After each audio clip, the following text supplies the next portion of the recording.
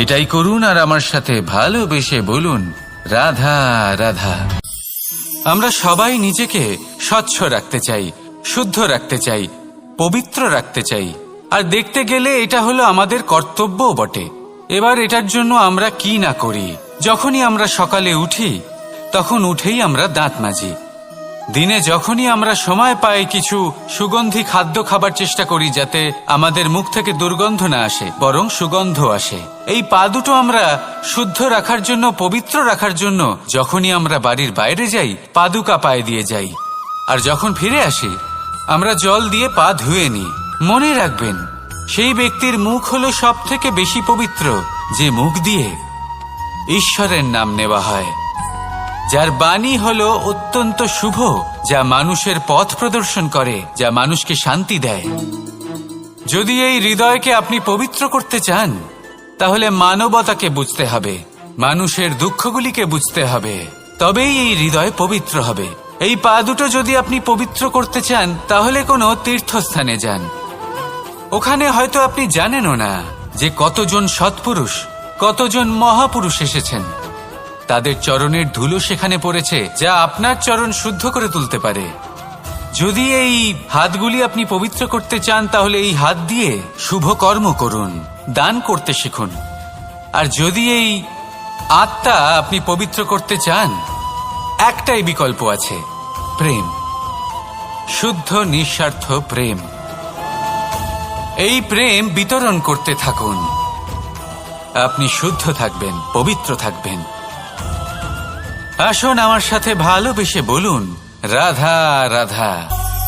কখনো এটা ভেবে দেখেছেন, কোনো বিশেষ স্থানে বা বিশেষ পরিস্থিতিতে সবথেকে বেশি গুরুত্বপূর্ণ কি হতে পারে? যদি শরীরের কথা বলি, তাহলে সবথেকে বেশি গুরুত্বপূর্ণ হলো মস্তিষ্ক আর মন।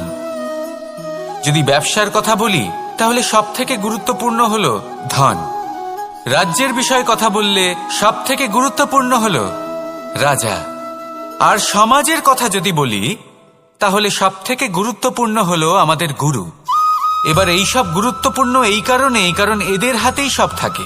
দেখুন, হয় এরা আমাদের উত্থানের পথে নিয়ে যেতে পারে, অথবা আমাদের পতনের দিকে নিয়ে যেতে পারে। এবার যদি কোনো অসামান্য রাজা হন, যিনি কিনা সত্যবাদী, যিনি একজন ভালো রাজা, তাহলে তিনি সেই দেশকে, সেই রাজ্যকে বিকাশের পথে নিয়ে যাবেন, আর নয়তো অন্ধকারের পথে নিয়ে যাবেন।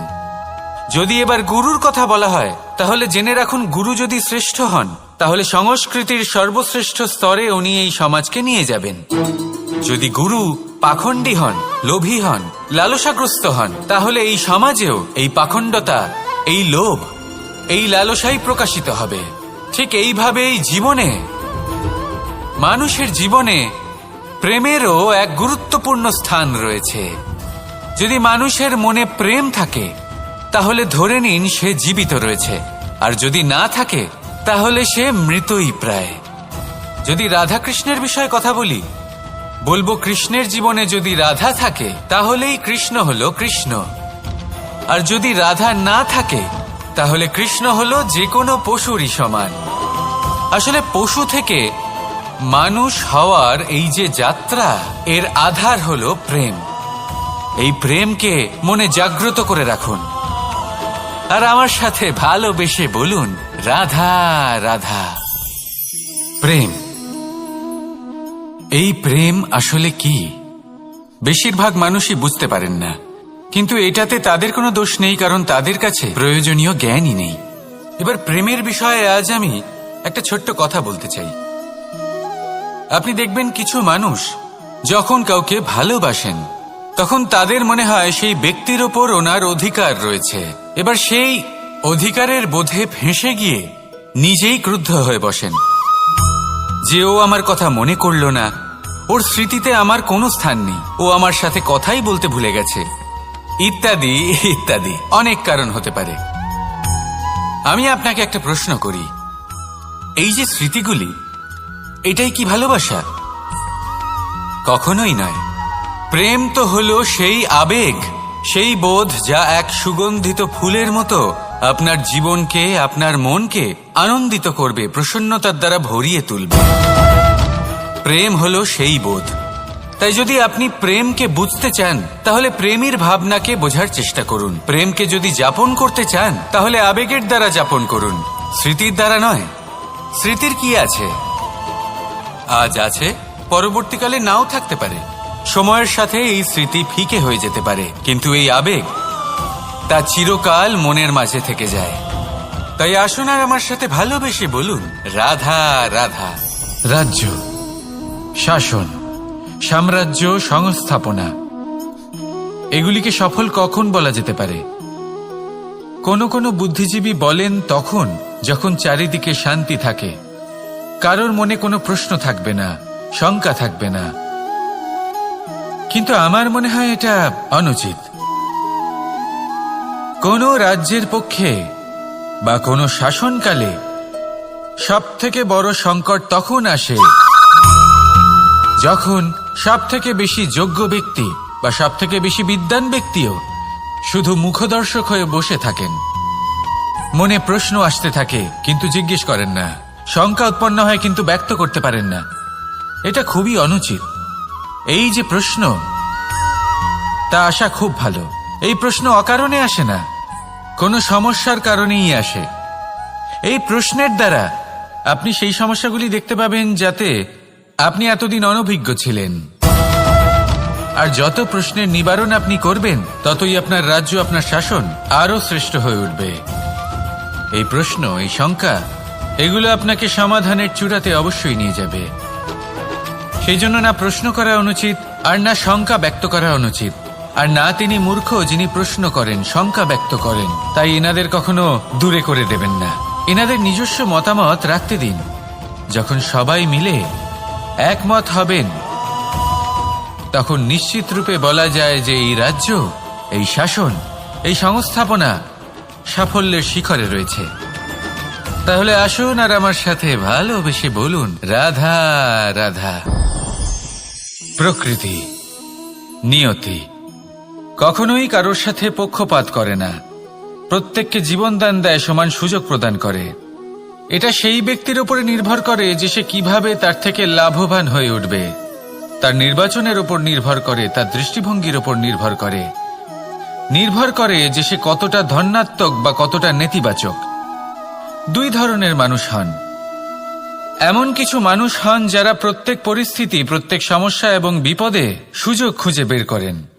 আর কিছু এমন মানুষ রয়েছেন যারা যে কোনো সুযোগে কোথাও না কোথাও থেকে একটা সমস্যা খুঁজে বের করেন।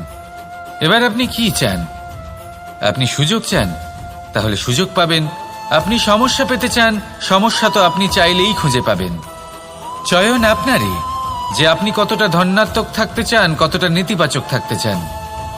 ধনাত্মক থাকুন, জীবনে সব কিছু সম্ভব হবে। আসুন আর আমার সাথে ভালোবেসে বলুন, রাধা রাধা। যখনই আমরা কথা বলি জলরাশির বিষয়ে, যখন আমরা তুলনা করি, তখন আমাদের খুব ভালো লাগে মিষ্টি সরোবর, পুকুর, নদী।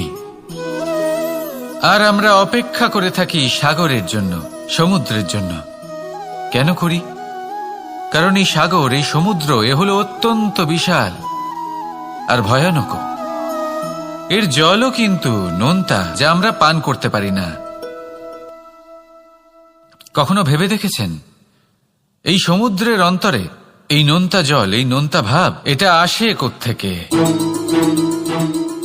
এই যে সমুদ্র, যে প্রবাহমান নদীর থেকে যে খনিজ নির্গত হয়, তার ভান্ডার হলো এটা। সেই খনিজকে নিজের অন্তরে গ্রহণ করে, সেই নোনতা ভাব নিজের মধ্যে সমাহিত করে, আর তারপর সেই নোনতা জল বাষ্পে পরিণত হয়ে ওপরে উঠে যায়, যা মেঘ হয়ে আপনার ওপর মিষ্টি বৃষ্টি হয়ে ঝরে পড়ে। এ হলো সমুদ্রের ত্যাগ, যার জন্য আপনি মিষ্টি জল পান করতে পারছেন, সে নদী থেকেই হোক বা সরোবর থেকে। সেই জন্যই হয়তো সাগর হলো এত মহান, হয়তো সেই জন্যই রত্ন সাগরে পাওয়া যায়। তাই মনে রাখবেন, ক্ষমতা তারই হয় যে ত্যাগ করতে জানে, কোনো বিষকে নিজের মধ্যে ধারণ করে নিতে জানে। তাহলে আপনিও এটাই করুন, এতটাই শক্তিশালী হয়ে উঠুন, আর আমার সাথে ভালোবেসে বলুন, রাধা রাধা। বৃষ্টির ফোঁটা কত ছোট, কিন্তু সাগর কত বড়, হিমখণ্ড কত ছোট, হিমালয় কত বড়, কত পার্থক্য আছে দেখুন। দশরথ পুত্র রাম আর শ্রীরাম, দেখুন একটা ফোঁটা একসাথে মিলিত হয়ে তখন এই বিশাল সাগর তৈরি হয়। সকল হিমখণ্ড যখন একসাথে মিলিত হয় তখন এই বিশাল মহান হিমালয় গঠিত হয়। সেইভাবেই একটা ছোট্ট বনবাস দিয়ে শুরু হয়েছিল একটা যাত্রা, রাম থেকে শ্রীরাম হবার পথে, মর্যাদা পুরুষোত্তম হবার জন্য। কিন্তু এর থেকে আপনি কি শিখলেন? বিন্দু আসলে মহান নয়, মহান হলো সাগর। হিমখণ্ড মহান নয়, মহান হলো হিমালয়। অর্থাৎ কোনো মহান কাজ করার জন্য বা মহান হবার জন্য আপনাকে আরম্ভ করতে হবে ছোট থেকে। একটা অত্যন্ত সরল কিন্তু একটা গুরুত্বপূর্ণ কথা আমি আপনাকে বলতে চাই। দেখুন, আরম্ভ করার জন্য প্রথমেই আপনার মহান হবার কোনো প্রয়োজন নেই, কিন্তু হ্যাঁ, মহান হবার জন্য প্রথমে আরম্ভ করা অত্যন্ত প্রয়োজনীয়। আপনি যদি শুরুই না করেন তাহলে কখনো মহান হতেই পারবেন না। প্রকৃত নিষ্ঠা দ্বারা আরম্ভ করুন। আপনার পদক্ষেপ, আপনার কর্ম যতই ক্ষুদ্র হোক না কেন, তা করতে থাকুন, নিরন্তর চেষ্টা করতে থাকুন। তারপর দেখবেন এই যে মহানুভবতা নিজে পথ চলে আপনার কাছে আসবে। তাই আপনি এটাই করুন আর আমার সাথে ভালোবেসে বলুন, রাধা রাধা। কোনো প্রাণী, মানুষ অত্যন্ত চঞ্চল হয়, একদম জলের মতো। জলও অত্যন্ত চঞ্চল, অত্যন্ত উৎসুক। জল সবসময় উৎসুক হয়ে থাকে আকাশের কাছে যাবার জন্য। সেই জন্য সে নিজেকে জ্বালায়, বাষ্প হয় আর আকাশে পৌঁছে মেঘে সমাহিত হয়ে যায়। তারপর সেই জল উৎসাহিত হয়ে থাকে যে ও কবে বৃষ্টির ধারা হয়ে মাটিতে ঝরে পড়বে। প্রখর বায়ুর বেগ সহ্য করে, তারপর মাটিতে ঝরে পড়ে। এটা জল কিভাবে করতে পারে? তার উত্তর হলো এটাই যে জল যাত্রার উদ্দেশ্য আর মাহাত্ম্য বুঝতে পারে। আর সত্যি বলতে এই যাত্রা কিন্তু অত্যন্ত গুরুত্বপূর্ণ। দুর্ভাগ্যজনক বিষয় হলো এটাই যে মানুষ তার নিজেরও একটা যাত্রা থাকে, কিন্তু সে তার মাহাত্ম্য, তার উদ্দেশ্য বুঝতেই পারে না। সে শুধু ব্যস্ত হয়ে থাকে লক্ষ্য প্রাপ্তির দিকে, কিন্তু জীবনের যে আসল সুখ রয়েছে তা এই যাত্রার মধ্যেই লুকিয়ে রয়েছে। সেই জন্য এই যাত্রা যাপন করতে শিখে নিন, এর আনন্দ উপভোগ করতে শিখে নিন। কারণ যে ব্যক্তি এই যাত্রায় আনন্দ নিতে শিখে যান, আনন্দ উপভোগ করতে শিখে যান, সে নিজের লক্ষ্যে নিশ্চিত রূপে পৌঁছে যান। তাই নিজের এই যাত্রার প্রত্যেক মুহূর্ত উপভোগ করতে থাকুন আর এই আনন্দ সহকারে বলুন, রাধা রাধা। কথোপকথন অত্যন্ত গুরুত্বপূর্ণ। এটা প্রত্যেক সম্পর্কের জন্য, বরং জীবনের জন্য অত্যন্ত গুরুত্বপূর্ণ। যদি কথোপকথন না হয় তাহলে আপনি অপর মানুষকে বুঝবেন কি করে, বা উনি আপনাকে বুঝবেন কি করে? এবার কথোপকথনের দুটি পদ্ধতি থাকে। প্রথম হলো আপনি সামনের মানুষের কথাটা বুঝতে চাইলেন।